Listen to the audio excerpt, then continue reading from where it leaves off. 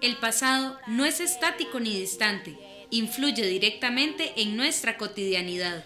Esto se evidencia claramente cuando retomamos las herencias de los grupos indígenas. En este video de Profe en Casa, conversaremos sobre el desarrollo cultural de los mayas, aztecas e incas.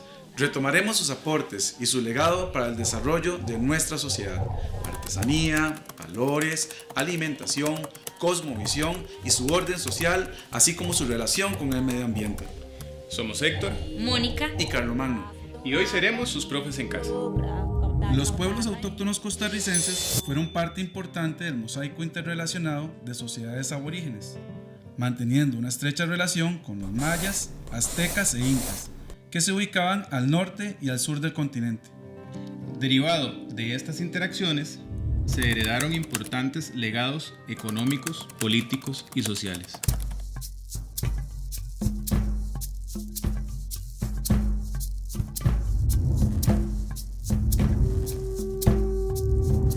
La civilización maya se extendió por el sur de la península de Yucatán, lo que hoy es Belice, Guatemala, Honduras y parte de El Salvador, entre los siglos III y XV después de Cristo. Los mayas no constituían un estado unificado, sino que se organizaban en varias ciudades autónomas e independientes entre sí, que controlaban un territorio más o menos amplio. Tampoco hablaban una única lengua. Las construcciones mayas se hicieron básicamente de madera y piedra. Realizaron todo tipo de edificaciones, pirámides, palacios rectangulares y alargados, templos, juegos de pelota, baños de vapor y calzadas que unían las ciudades principales. Copán, Quiriguá, Piedras Negras, Palenque y Tikal son algunos de los asentamientos mayas que por razones aún desconocidas fueron abandonados. Desarrollaron el sistema de escritura más completo de todos los pueblos indígenas americanos. Con él, escribieron sobre medicina, botánica, historia, matemática y astronomía, entre otros. Se conservan, además de las inscripciones, algunos textos como el Popol Vuh, que trata sobre la creación del mundo desde el punto de vista maya, además de códices sobre profecías, adivinaciones, horóscopos y un calendario muy preciso, con un año solar de 365 días, pero con meses de 20 días. Esto se debía a que utilizaban un sistema de numeración vigesimal posicional. Representaban el cero, con lo que podían realizar operaciones matemáticas complejas. El punto tenía un valor numérico de 1 y la raya de 5. La base de la economía era la agricultura. Utilizaban la rotación de cultivos para aprovechar mejor los terrenos. Sus principales productos aún los seguimos utilizando y fueron el maíz como base de la alimentación, el algodón para sus tejidos y el cacao, que tuvo tanta importancia que llegó a ser utilizado como moneda.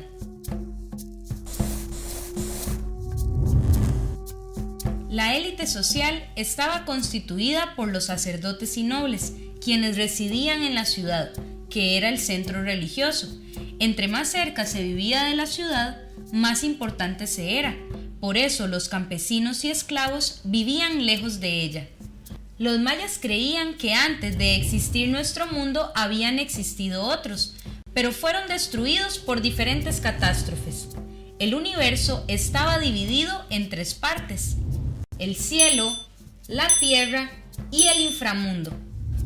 Su práctica religiosa era animista, es decir, para ellos todo tenía alma. Por eso daban cualidades humanas a animales, fenómenos u objetos. También era politeísta, o sea que creían en varios dioses, destacando la figura del dios del maíz, el dios del sol y el dios de la luna.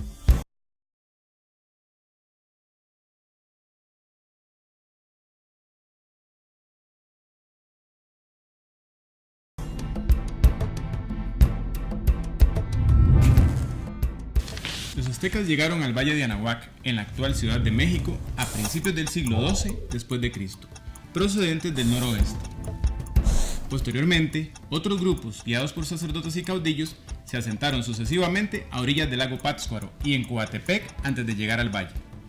En uno de los islotes del lago Texcoco, la visión de un águila que se comía a una serpiente posada sobre un nopal les indicó el lugar en que debían construir su centro de poder, Tenochtitlan, fundada en 1325 después de Cristo. Actualmente en ese lugar se encuentra la Ciudad de México.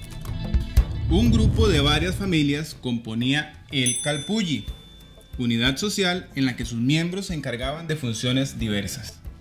Uno de los rasgos más característicos de la sociedad azteca era su división. La nobleza, que estaba formada por los miembros de la familia real, los jefes militares, los jefes de los Calpulli y el resto del pueblo.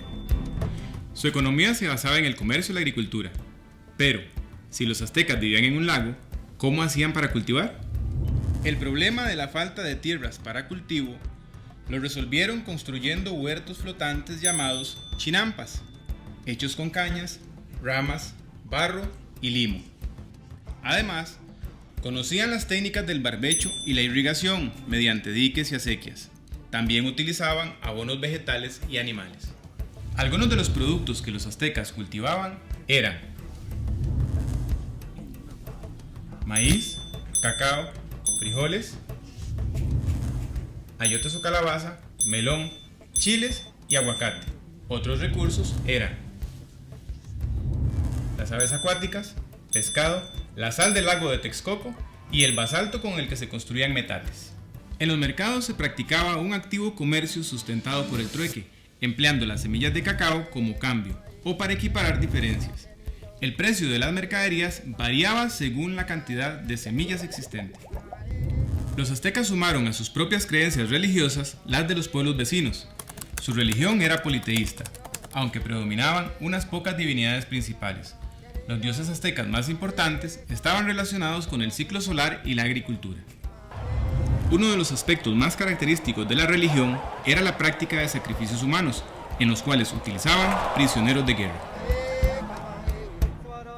La divinidad más importante era Quetzalcóatl, que era el dios del viento, de la vida, de la fertilidad, inventor del maíz y de la agricultura, creador del calendario solar y organizador de los ritos religiosos.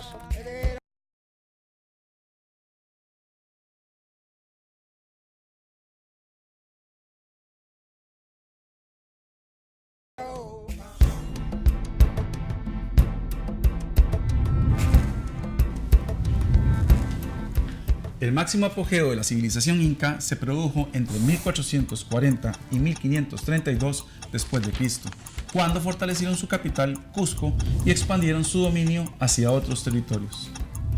El imperio inca se ubicó predominantemente a lo largo de la cordillera de los Andes, en los actuales territorios de Perú, Colombia, Ecuador, Bolivia, Chile y Argentina. Llamaron a su imperio Tahuantinsuyo, que significa 4 regiones unidas entre sí. La unidad básica de la organización social inca era el Ayllu. En esta vivían personas con un antepasado común. En cada Ayllu se establecieron diferentes relaciones de poder. Los intercambios comerciales se realizaban por parte de los jefes. En un imperio tan extenso como el Inca, se exigía un modo eficaz de comunicación entre las diferentes regiones. Para esto utilizaban los chasquis, que era un equipo de corredores que llevaban los mensajes por medio de relevos. Si tomamos en cuenta que los incas vivían en un terreno montañoso y quebrado, ¿de qué manera lograron hacer las vías de comunicación más eficientes? Los incas crearon puentes colgantes de varios metros de largo, algunos de los cuales permanecen hasta nuestros días. Estos puentes también se utilizaron en el comercio y para mantener unido políticamente al imperio.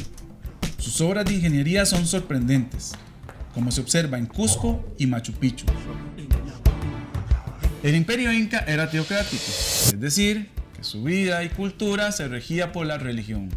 Los rituales se relacionaban con las labores agrícolas, la sanación de enfermedades y la convivencia en el Ayllu. El dios principal era Viracocha, creador de todas las cosas vivas. Además, consideraban que el emperador o inca era descendiente del dios Sol al que llamaban Inti.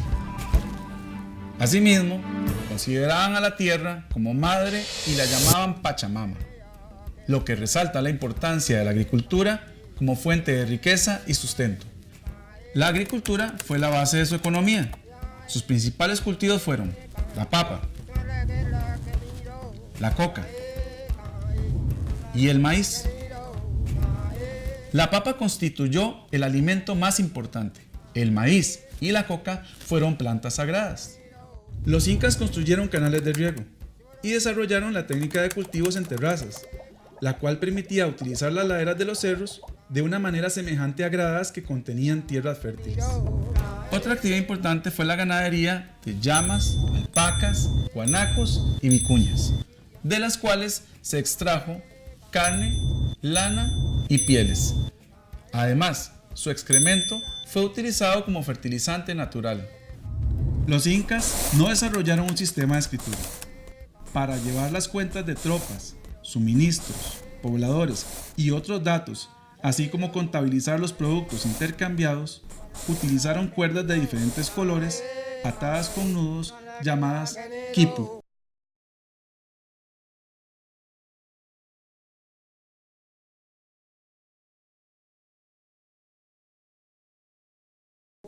Al momento del contacto con los españoles, tanto los aztecas como los incas mantenían el control de importantes regiones en el continente, razón por la cual los conquistadores decidieron intervenir primero estas zonas con el fin de dominar toda el área.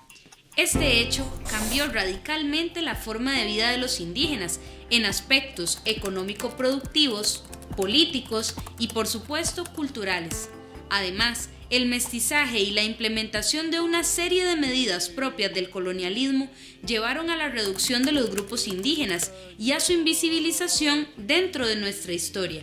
En el caso específico de Costa Rica, nos reconocemos como un país pluricultural y multiétnico, donde a cada paso podemos encontrar ese legado cultural de nuestros antepasados prehispánicos y también de otras culturas que se plasman en el rico mestizaje presente en la sociedad actual.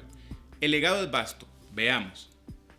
De los pueblos mesoamericanos, frijol, maíz y sus derivados, calabazas o ayotes, tabaco, cacao como bebida y moneda, ocotes, achiote, aguacate, chile y otros. En el caso de las influencias suramericanas, los aportes son concretos: desarrollo arquitectónico, técnicas para el trabajo en piedra, el desarrollo de la orfebrería y los aportes relacionados con los alimentos como la papa, variedades de maíz, pejibaye y la yuca, entre otros. Al observar nuestra cotidianidad, la herencia cultural indígena está presente en ornamentos ceremoniales o cotidianos, collares, aretes y decoración corporal con maquillajes o tatuajes. Nombres de lugares como Acerrí, Escazú, Ujarrás se derivan de palabras indígenas. Por otra parte, es necesario destacar la enseñanza de estos grupos indígenas y su relación respetuosa y armoniosa con el medio en que nos desenvolvemos. Hoy como ayer, la tierra es la madre que provee, que acompaña y protege, y esta visión debe guiar nuestras acciones. Como sociedad presente y futura, debemos implementar la visión que guió la forma de vida de nuestros antepasados indígenas.